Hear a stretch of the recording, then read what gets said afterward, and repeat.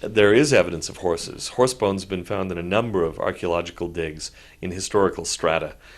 For example, there are some caves in Mexico that have Mayan artifacts in association with horse bones, notably the Loltun caves. They've almost always been discarded because the archaeologists assumed, on the basis of ideology or preconceived opinion, that that must be site contamination. Those horse bones can't belong there. And yet they've been found at the right levels. We're hoping that at some point these can all be located and radiocarbon tested. Preliminary results seem to indicate that those horse bones do date, in fact, to Book of Mormon times. There were a few others that were found to be pre-Columbian, but post-Book of Mormon. That's significant because the claim has long been made that there were no horses in the New World from about 10,000 BC until the time of the Spanish arriving here. So Columbus initially in 1492 and then followed by others. But in fact, there are a number of them that have been found in, say, the 11th century, the 13th century. They're before Columbus, but they're after the Book of Mormon. So they can't be used as evidence for the Book of Mormon, but where in the heck did they come from? So it is not a done deal to suggest that there were no horses in the Americas in Book of Mormon times. There's considerable evidence for horses, it's just been little noticed.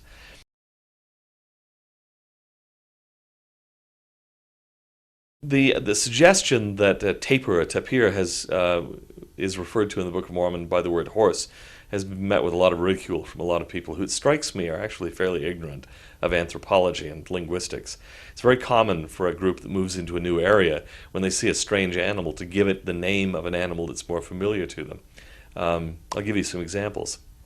When the Romans first encountered elephants, they called them Lucabos, Lucanian cows, because for some reason they reminded Romans of cows. Now, an elephant obviously isn't a cow. When the Greeks went into Egypt, they encountered a really strange animal that they called a hippopotamus. What does a hippopotamus mean? It means a river horse. Hippopotami are not horses, but the Greeks called them horses. And still in German, the word for a hippopotamus is a Nilpferd, a Nile horse. So you look around and you see this very, very commonly. It's so common as to be uncontroversial. Seahorses are not horses. Prairie dogs are not dogs. Groundhogs are not hogs. This happens all the time. People see an animal, it reminds them of an animal they already knew, and they give it that animal's name. When the American Indians first encountered conquistador horses, they called them deer. And the tapir itself is very similar in a lot of ways to a small pony or something like that. It's often compared to a pony. In fact, one word that was common in Mexico about 60 years ago for the tapir was the anteburro, a former burro that had been a burro before and had now become a tapir. So you hear people ridiculing that on the grounds that they're too small and so on and so forth. They're talking about familiar tapirs they've maybe seen, but the Baird's tapir grows to be about 700 pounds. It's about the size of a donkey. And it's not at all inconceivable that somebody looking at that didn't know what it was, might call it a horse.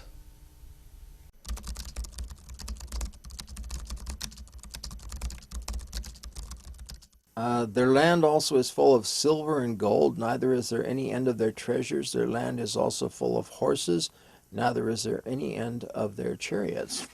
Well, it's not talking about the Nephites. This is a passage from Isaiah. Yeah, it says compare Isaiah 2. And the first verse says, the word that Isaiah the son of Amoz saw concerning Judah and Jerusalem. He doesn't say here concerning Mexico and Guatemala. So far, no direct evidence of chariots. There are roads in a lot of places that suggest heavy traffic. They might have been developed not just for foot travel, but for some kind of wheeled travel. Case of Ammon and the Lamanite king. We don't know what the nature of that chariot. It's possible, and I'm just thinking out loud here, that the word chariot may not mean exactly what we picture. Again, we always have to be open to the possibility that it's not quite what we've imagined to be a chariot. The word for chariot in Hebrew is very similar to the Arabic word for boat, And they simply mean, in both cases, something that's ridden. That doesn't say necessarily it looks like Ben-Hur's chariot. It might be a different kind of thing altogether. I'm not saying that's the case. I'm just saying when you're looking at ancient documents, you have to be prepared for the idea that that your mental picture may be wrong, that what you imagine from the movies may not be actually correct.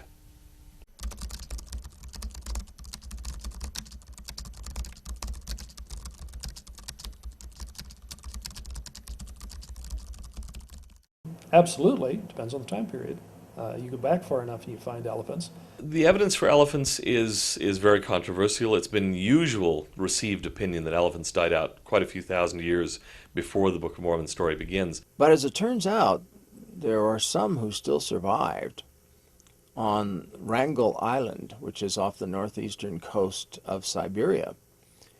And the latest of them is from 1700 BC, which is well within Jaredite times.